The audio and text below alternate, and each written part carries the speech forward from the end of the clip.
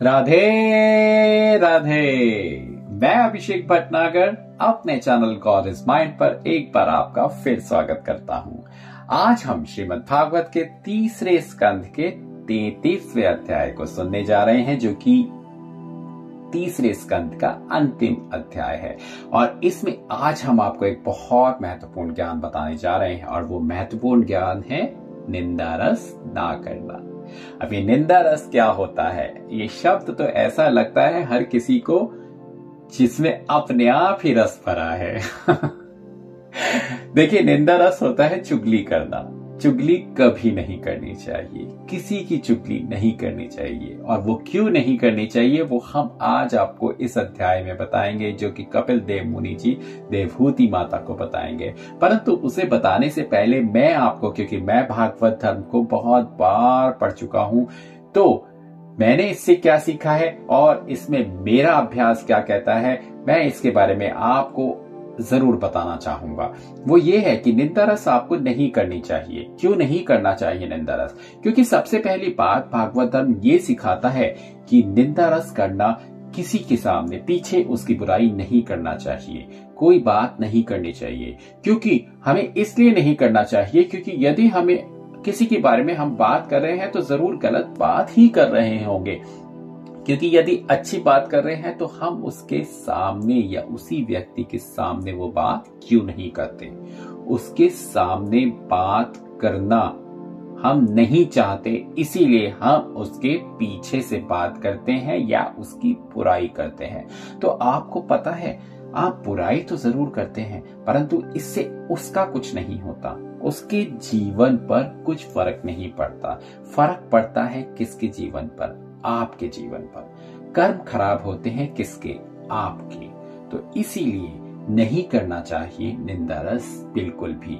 क्योंकि यदि आपने निंदा रस करते चले गए तो आप तो उसका कुछ नहीं बिगाड़ पाएंगे। शास्त्र ये कहते हैं कि हम कहीं से कहीं तक भी किसी का भाग्य हम नहीं छीन सकते, क्योंकि भाग्य तो वो ऊपर से लिखा के लाया है। और इसके अलावा कहते हैं कि आपके कर्म ही आपके भाग्य बनाता है। आपके हाथों की जितनी लकीरें हैं, जो कि मैं आपको पहले भी बता चुका हूं, यह बदलती रहती हैं। और वो क्यों बदलती हैं? आपके कर्मों से बदलती हैं। यदि आप कर्म अपने अच्छे रखेंगे तो यकीन मानिएगा आप अपना भाग्य खुद बनाएंगे। आपका भाग्य बन भी सकता है और आपका भाग्य बिगड़ भी सकता है। कई बार हम ऐसा कहते हैं कि भगवान आपने मेरे साथ ऐसा क्यों किया? तो ये भगवान नहीं है जो आपके साथ ऐसा कर रहे हैं, अपितु आपके खुद के कर्म आपके साथ ऐसा कर रहे हैं। तो सब बातों की एक बात मैं आपको कहना चाहूंगा, निंदा रस या चुगली ना करें। निंदा रस या चुगली करना ऐसा है जिस तरह मैंने आपको एक उदाहरण दिया था, जो कि मैंने आर्ट ऑफ लिविंग के गुरुजी श्री श्री रविशंकर जी के मुंह से सुना था। और वह उदाहरण क्या था? हमारी नेगेटिविटी हमारी पॉजिटिविटी को ऐसे खराब कर सकती है। एक इंसान का शरीर जिस तरह पानी से भरा हुआ है, हमारा शरीर 70% जल समाये हुए है। तो वो 70% जल के अंदर जो चाहे तो वो हमारी पॉजिटिविटी की तरलता है, चाहे तो नेगेटिविटी की तरलता, वो इस तरह समा जाती है जिस तरह एक भरे हुए दूध के गिलास में यदि आप पेट्रोल की एक छोटी सी बूंद को डाल दें तो क्या आप उस दूध को दोबारा पी सकेंगे या अपने उपयोग में ला सकेंगे? तो उसका जवाब है नहीं।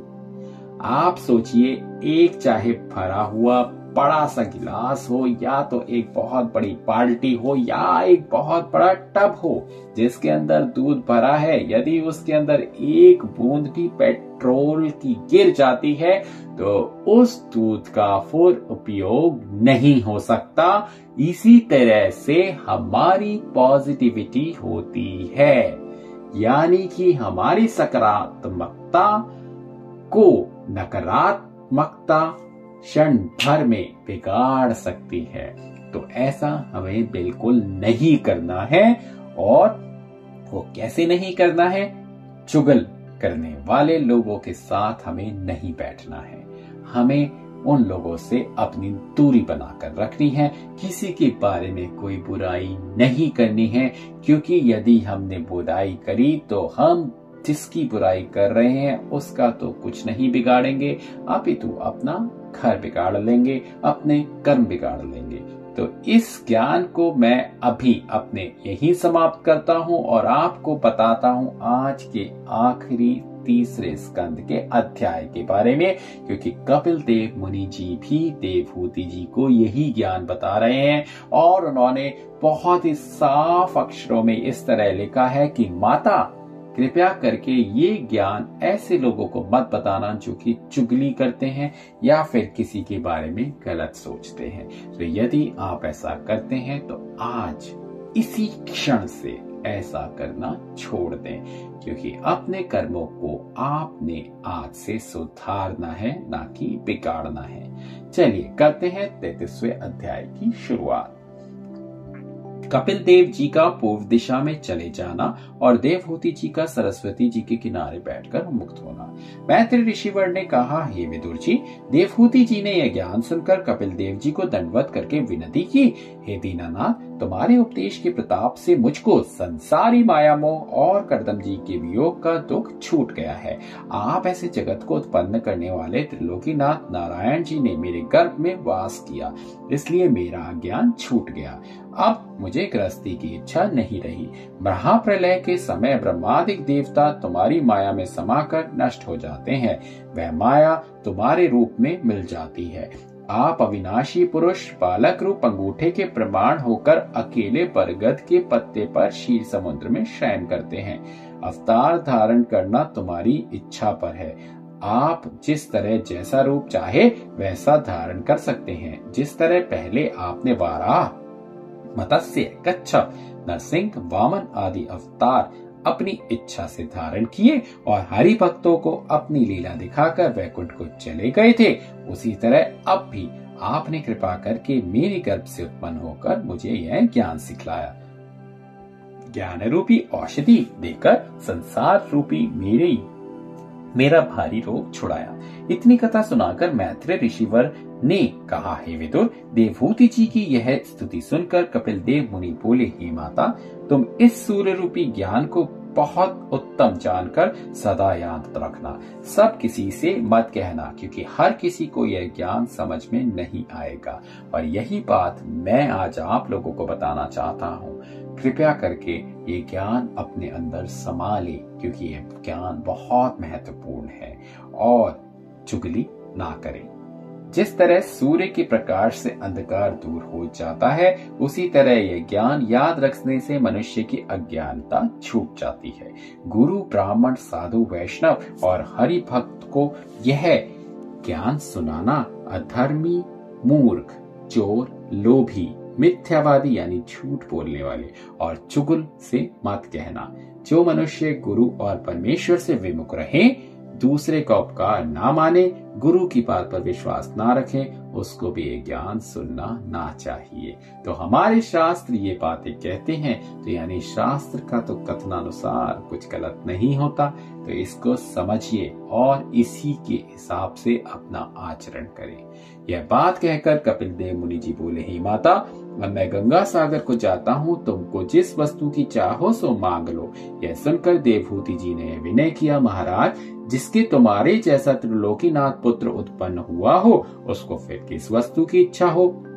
अपनी माता का वचन सुनकर कपिल देव मुनि जी पूर्व दिशा की ओर चले गए। देवहूति जी ने अपना मन संसारी माया से विरक्त करके विमान आदि को उसी जगह छोड़ दिया और सरस्वती जी के किनारे बैठकर नारायण जी का स्मरण सच्चे मन से करने लगी। ध्यान करते करते उनका शरीर जल के समान बहकर सरस्वती नदी में मिल गया और चैतन्य आत्मा मुक्ति पदवी पर पहुंची। जब कपिल देव जी समुद्र के किनारे गंगा सागर में पहुंचे, तब समुद्र ने विधि पूर्वक उनकी पूजा, परिक्रमा और स्तुति करके उन्हें बैठने के लिए आसन दिया। पर ये इस वास्ते वहां बैठकर योग अभ्यास करने लगे कि कलयुग में मनुष्य योग व तप नहीं कर सकेंगे। उनको मेरे दर्शन से योग अभ्यास करने का फल प्राप्त होगा। इतनी कथा सुनाकर सुखदेव जी ने कहा, हे राजन, जो सांख्य योग ज्ञान कपिल देव मुनि ने देवहूति माता से वर्णन किया था, वही ज्ञान मैंने तुमको सुनाया। सांख्य योग का तत्व यही है कि आत्मा को अविनाशी और अपने शरीर का नाश समझकर अपना मन संसारी माया में ना लगाएं। मैत्री जी ने विदुर जी से कहा कि मैंने कपिल देव मुनि के अवतार की कथा तुमको सुनाई। जो कोई इसको सच्चे मन से कहे और सुने, वह मनुष्य संसार में वांछित फल पाकर अंत समय मुक्ति पदवी को पाएगा।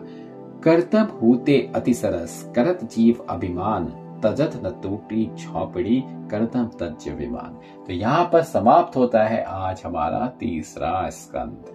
ये तीसरा स्कंद जिसमें ये सांख्य योग था, इसको जरूर सुने, क्योंकि यकीन मानिएगा यदि इस ज्ञान से आपने एक भी बात अपने मन में समा ली या उसको अपने जीवन में उतार कर जीवन जीना शुरू कर दिया, ये आपको बहुत ही ज्यादा सुगम जीवन बनाने में मदद करेगा। तो इसी तरह हम आज के अध्याय को समाप्त करते हैं और आप लोगों की लिए मैं ये बात जरूर बताना चाहूंगा ताकि आप लोग और उत्सुक हो जाएं। कल से हम चौथा स्कंद आरंभ करने जा रहे हैं, जिसके अंदर हम आपको बताएंगे कि सती जी का दक्ष प्रजापति के यज्ञ में तन त्याग करना, पार्वती जी के नाम से हिमाचल पर्वत के यहाँ पर जन्म लेना और ध्रुव भक्त और राजा पृथु की कथा। ये सारी कथाएं आपको चौथे स्कंद में सुनने को मिलेंगी। तो जितने भी महादेव जी के भक्त हैं वो महादेव जी के बारे में उनके जीवन को जानने के बारे में जरूर हमारे साथ जुड़े और चौथे स्कंद को सुने। ना केवल चौथे स्कंद को अपितु भागवत कथा को सुने। चलिए करते हैं आज के दिन की शुरुआत एक बार फिर। राधे राधे, जय श्री कृष्णा। भगवान आप सबके ऊपर कृपा बनाए रखें और आपका आज का दिन दी बेस्ट हो। धन्यवाद।